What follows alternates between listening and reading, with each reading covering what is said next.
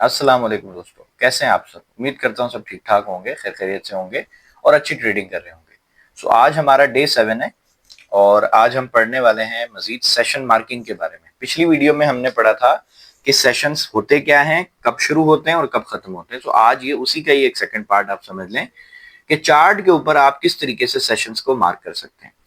और second number पर हम पढ़ेंगे इंशाल्लाह फंडामेंटल एनालिसिस, कि फंडामेंटल एनालिसिस क्या होते हैं। ठीक है, आई होप आपने पहले भी ये चीजें सुनी होंगी, लेकिन मैं आज आपको सिर्फ सिंपल ये चीज समझाने वाला हूं कि फंडामेंटल एनालिसिस ट्रेडिंग में बहुत ज्यादा इंपॉर्टेंट नहीं होते। ठीक है, ये जितने भी लोग हैं जिन्होंने आपको बहुत ज्यादा मिसगाइड किया हुआ है, ऐसा नहीं है। देखिए, मैं एक सिंपल आपसे सवाल पूछता हूँ, अगर ट्रेडिंग में बहुत ज्यादा पढ़े लिखे होने की जरूरत होती ना, तो आप देख सकते हैं कि बहुत ज्यादा इन्फ्लुएंसर्स ऐसे भी हैं, बहुत अच्छे अच्छे ट्रेडर्स ऐसे भी हैं जो बड़े अच्छे प्रॉफिट में हैं और वो कोई इतने खास पढ़े लिखे नहीं है। अब इससे एक चीज आपको समझ आ जानी चाहिए, ट्रेडिंग की दुनिया में आपको बहुत ज्यादा चीजों का रट्टा लगाने की जरूरत नहीं है, सिंपल चीजों को समझने की जरूरत है। अगर आपकी अंडरस्टैंडिंग अच्छी हो गई, आपको समझ आ गया कि इस चीज को, इस टूल को मैंने यूज कैसे करना है, तब इंशाल्लाह आप समझ जाएंगे। तो 5 to 10% ही फंडामेंटल एनालिसिस का इस्तेमाल होता है। और फंडामेंटल एनालिसिस के अंदर थर्ड जो हमारी चीजें आती है, कोट रिपोर्ट। इसको बेसिकली सीओटी रिपोर्ट भी कहते हैं। अक्सर यूट्यूबर्स ने बड़ा हुआ बनाया हुआ है जी, सीओटी रिपोर्ट हम दिखा रहे हैं, हम इसको खरीदते। बकवास चीज है, बुलशिट है, फ्री में पड़ी है गूगल के ऊपर, आप जब चाहें देख सकते हैं। और ये दोनों चीजें यानी फंडामेंटल एनालिसिस और कोट रिपोर्ट यानी सीओटी रिपोर्ट, इन दोनों टॉपिक्स का मैंने इंतखाब इसलिए किया है कि मैं आपको ये बता सकूं कि भाई साहब, आपको इनके बारे में जानने की कत्तन जरूरत नहीं है। आप सिंपल टेक्निकल एनालिसिस को समझ के ही प्रॉफिटेबल ट्रेडर बन सकते हैं। अब हम चलते हैं सेशन मार्किंग के ऊपर। देखिए, सेशन मार्किंग के लिए मैं अपने चार्ट को शिफ्ट करता हूं 5 मिनट टाइम फ्रेम के अंदर। अब 5 मिनट टाइम फ्रेम में अगर आप देखें तो ये चार्ट चल रहा है। ठीक है, अब मुझे कैसे पता कि मेरा कौन सा सेशन कब शुरू हुआ, कब खत्म हुआ, ये तो मुझे समझ ही नहीं आएगा। तो उसके लिए मुझे सिंपल एक इंडिकेटर का यूज करना है। आप सिंपल इंडिकेटर वाले सेक्शन में जाएं और यहाँ पे आप लिखें सेशन, SESSION। जैसे ही आप सेशन लिखेंगे, देखिए ऊपर आ रहा है। ठीक है, लक्स एल्गो की कंपनी है जिसने ये बनाया और यहाँ पे आप इसके डाउनलोड्स भी देख सकते हैं। 11.8 के इसके डाउनलोड्स हैं। आपने जस्ट इसको क्लिक करना है। मैंने ऑलरेडी इसको अप्लाई किया हुआ है। हम इसको जरा शुरू करते हैं, देखते हैं। अच्छा जी, एक सेकंड मुझे दीजिएगा, ये रहा, मैं इसको ऑन कर लेता हूँ। ठीक है, तो मैंने इसकी जो सेटिंग है वो मैंने अपने हिसाब से की है। अब उसका मुझे फायदा क्या है? मुझे फायदा ये है कि जैसे ही कोई सेशन स्टार्ट होता है तो वो सेशन एक कॉलम के अंदर आ जाता है और उस सेशन की जो हेडिंग है, जो उसका नाम है कि जी इस वक्त करंट कौन सा सेशन चल रहा है, वो मेरे इस बॉक्स के ऊपर आप देख सकते हैं, आपको नजर आ रहा होगा। फिल वक्त कौन सा सेशन है, जब मैं ये वीडियो रिकॉर्ड कर रहा हूँ तो अभी टोक्यो सेशन चल रहा है। अच्छा जी, उससे पिछला कौन सा था? ये देखें जी, सिडनी था। सिडनी से पहले कौन सा था? न्यूयॉर्क सेशन था। तो लंदन, ये इस तरीके से अगर आप पीछे चलते जाएं तो ये आपको इसी तरह से दिखेगा। मैं जल्दी से आपको इसकी सेटिंग दिखा देता हूँ कि किस तरीके से आपने इसकी सेटिंग करनी है।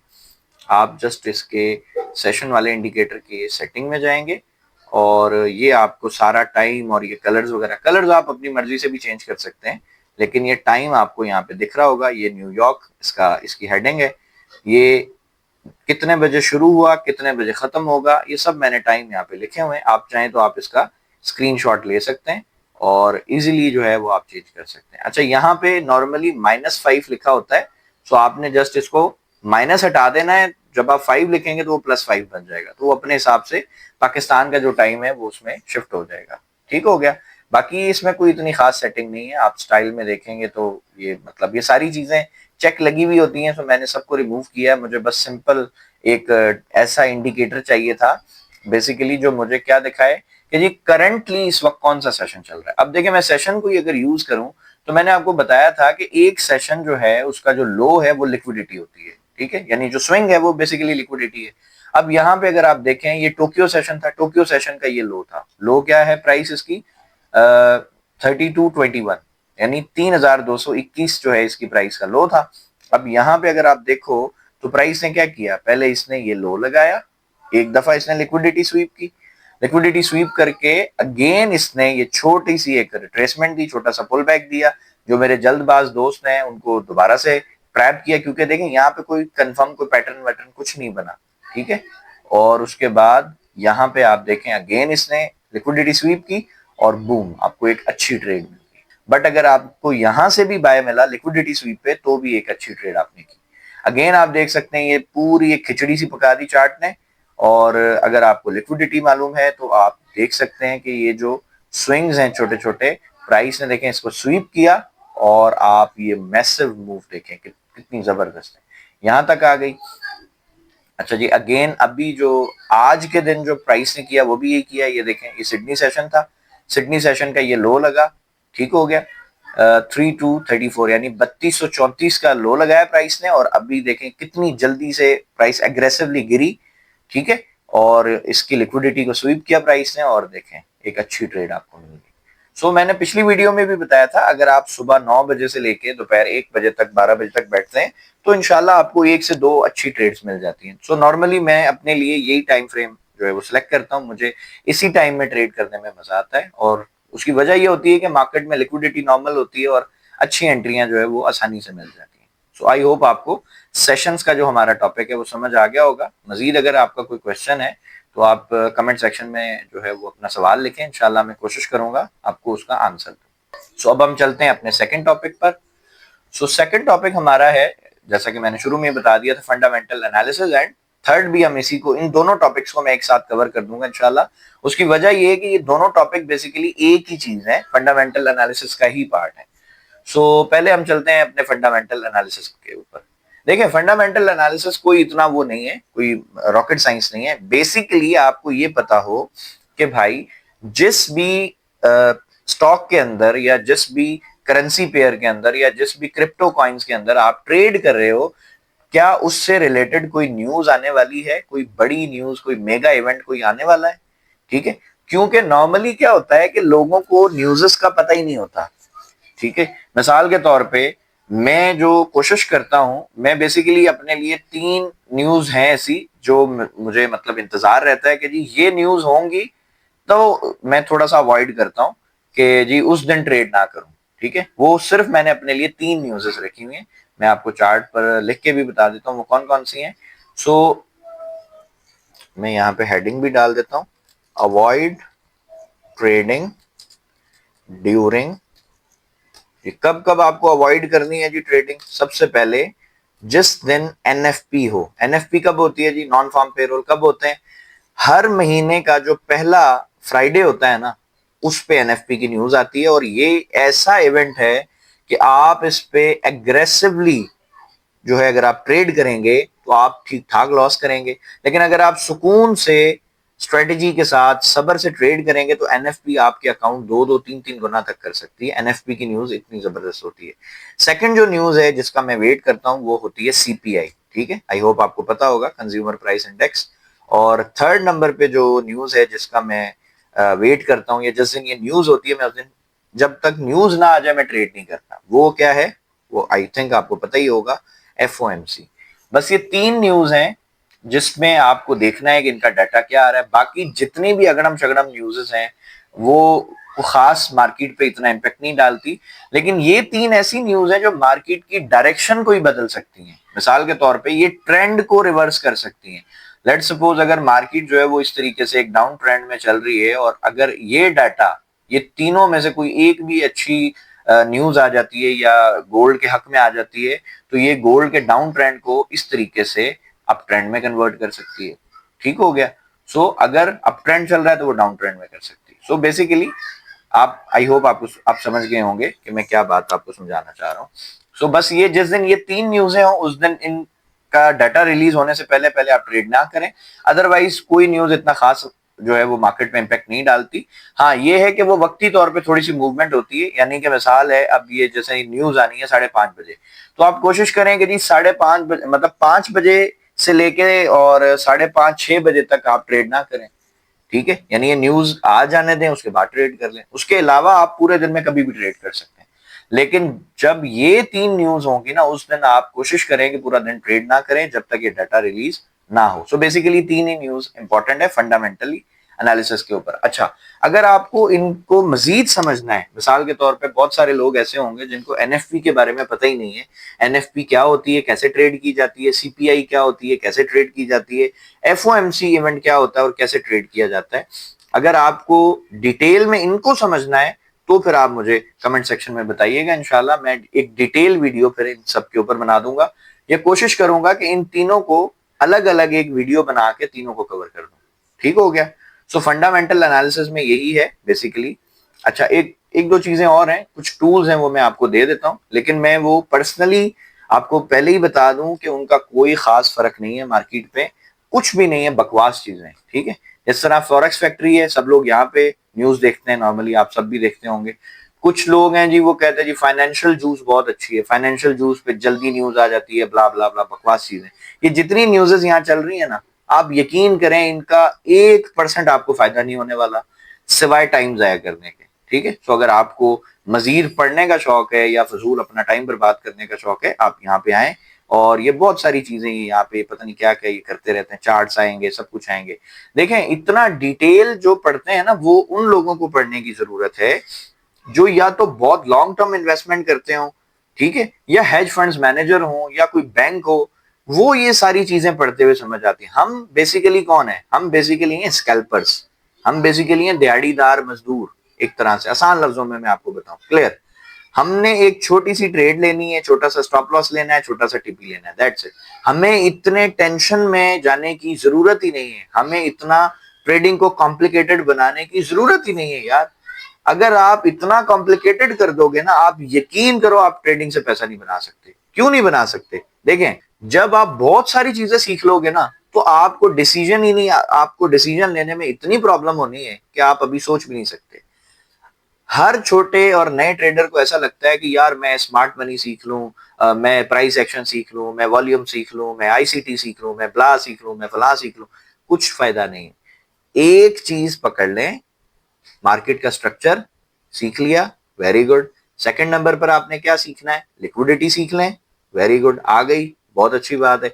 थर्ड नंबर के ऊपर ये थोड़ा बहुत फंडामेंटली जो भी चीजें ये सीख लिया आपने, थोड़ा सा वॉल्यूम समझ लिया, ठीक है, लिटरली माइनर सा ये समझ लिया कि जी वॉल्यूम बेसिकली किस तरीके से काम करते हैं, यानी उसके बेसिक जो उसूल हैं, उसके जो मतलब उसके जो रूल्स हैं, सिंपल, वो आप समझ लें कि जी वॉल्यूम आपको क्या बताना चाह रहा है, क्या गाइड कर रहा है। ठीक है, कुछ चीजें वॉल्यूम की समझ ली, दैट्स इट। फाइनली अब आ जाए अपनी स्ट्रेटेजी के ऊपर।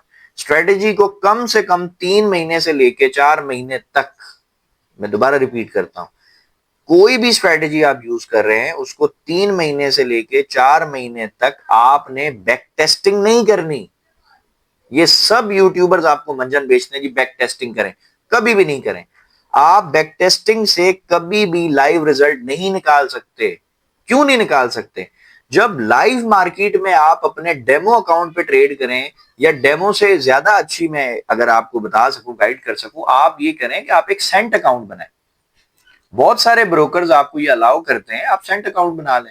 मिसाल के तौर पे जी आपके पास $10 है, आप $10 को जब सेंट में कन्वर्ट करेंगे तो वो तो 1000 सेंट बन जाएगा। तो आपके पास एक तरह से अपने माइंड को आप ये समझा लें कि जी मेरे पास $1000 आ गया, उससे आप ट्रेड करें।